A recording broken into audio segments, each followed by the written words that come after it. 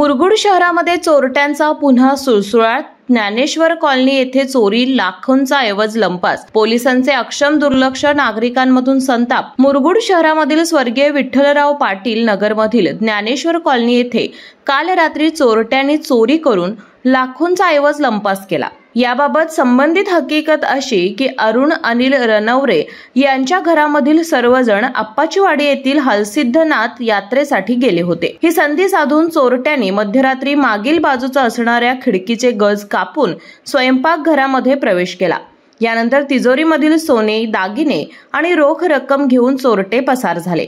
हातावरील फोड असणाऱ्या रणवरे कुटुंबाच्या घरामध्ये चोरी झाल्यामुळे नागरिकांनी हळहळ व्यक्त केली। रणवरे यांच्या घराच्या मागे शेती आहे।